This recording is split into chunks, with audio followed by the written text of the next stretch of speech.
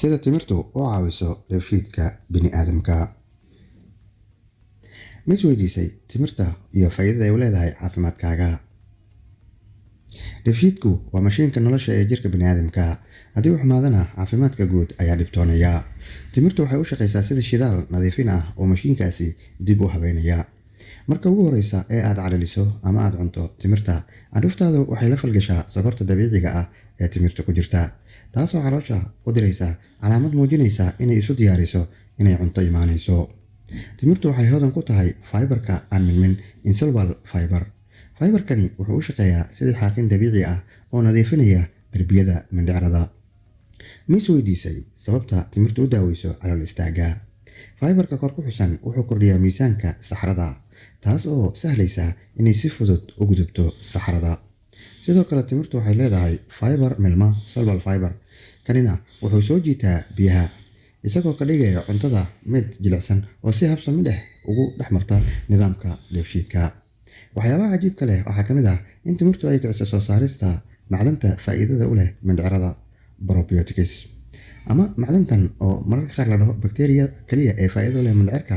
Waxay gacan ka geysataa burburinta cuntooyinka adag iyo nuugista nafaqada muhiimka ah. Timirtu waxay ka kooban tahay maadooyin liddi ku ah caabuqa, kuwaas oo dejiya xanuunada ku dhaca xididada caloosha iyo mindhicrada. Ma isweydiisay sababta dadka boogaha caloosha qaba ama gaas calooleedka loogu taliyo inay cunaan timirta? Waxay dabooshaa darbiyada caloosha iyadoo ka ilaalinaysa aashitada badan in calooshu dhaawacdo. Potassium-ta ku jirta timirta waxay door weyn ka ciyaartaa xakameynta dhaqdhaqaaqa mindhicirada muruqyadooda, taas oo ka hortagaysa dibiryada caloosha. Markaad timirta cunto adigoo gaajaysan, waxay isla markiiba nuugaysaa aashitada xad-dhaafka ah ee caloosha ku samaysantay xilligii aad gaajaysnayd. Timirtu waxay kaloo ka hortagtaa kansarka ku dhaca mindhicirka weyn ee loo yaqaano colon kansarka, sababtoo ah waxay yareysaa waqtiga ay sunta cuntada ku dhex jirto jirka kusii jiri karto. Ma isweydiisay xiriirka ka dhexeeya timirta iyo kaadida? Timirtu waxay u shaqeysaa sidii nadiifiyaha kelyaha, taasoo ka qayb ah hanaanka sifaynta jirka. Amino acidka ku jira timirta waxay caawiyaan in borotiinka hilibka iyo digirta labadaba laga helo si dhaqsi leh loogu beddelo tamar awood aan dhaho. Dadka isku arka inta badan laabjeexa ama heartburn wax loo yaqaano, timirtu waxay u tahay daawo dabiici ah oo dheellitirta heerka pH-ka caloosha. Timirtu waxay leedahay maadooyin la yiraahdo nicotine oo dabiici ah oo aan ahayn nikotiinka aad ku taqaanay tubaakada, taasoo la rumaysan yahay inay daaweyso cilladaha mindhicirka. Markay timirtu gaarto mindhicirka yar, waxay sahlaysaa in fitamiinada kale ee cuntada ku jira ay si fudud ugu gudbaan dhiigga. Ma isweydiisay sababta timirtu ay u tahay cuntada ugu fiican ee carruurta caloosha oo la yiraahdo waxay caloosha carruurta ka dhigtaa mid jilicsan oo caafimaad qabta?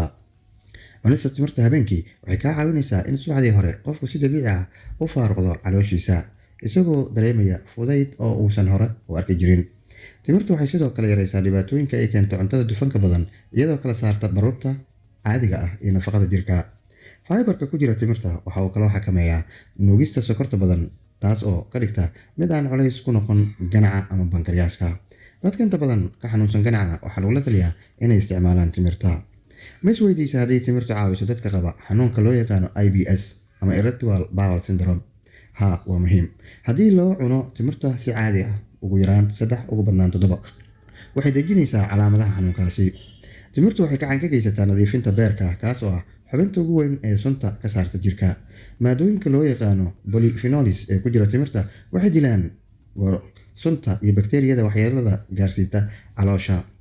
Timirtu waxay dhiirigelisaa soo saarista dheecaanka xamirtida bile, kaas oo laga maarmaan u ah shiidista dufanka. Ma isweydiisay sababta timirtu ay u tahay mid aad u fudud in la shiido? Sababtoo ah waa iyadoo horeba u ahayd miro bisil oo dabiici ah. Magnesium-ka ku jira timirta wuxuu kaa caawinayaa muruqyada dheefshiidka inay is-contract gareeyaan si habsami leh.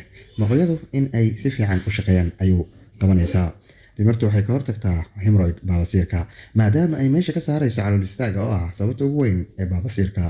Ma isweydiisay haddii timirtu ay saameyn ku leedahay neefsashada caloosha? Haa, waxay yareysaa gaaska caloosha ku dhex jira oo keena in neeftu kugu xiranto.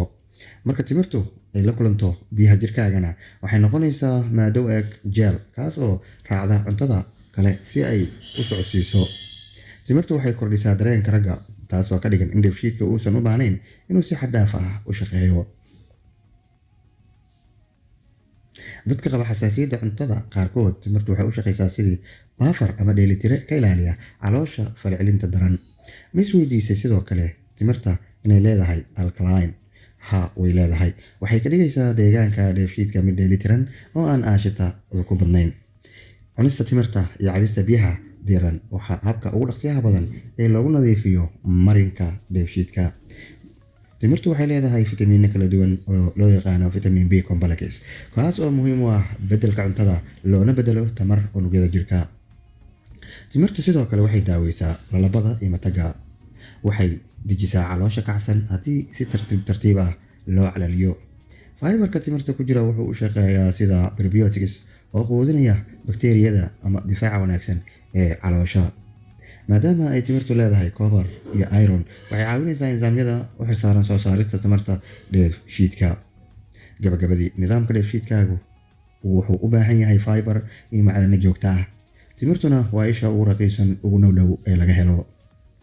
Marka xigta ee aad ka baxdo muuqaalkan timirta afka geli, xusuuso inaad hadda bilowday howlgal weyn oo lagu nadiifinayo gudaha jirkaaga. Like saar muuqaalka si saaxiibo badan u gaaro. haddii aad nagu cusub tahayna ha iloobin inaad subscribe saarto si saaxiibo badan ay noogu soo biiraan.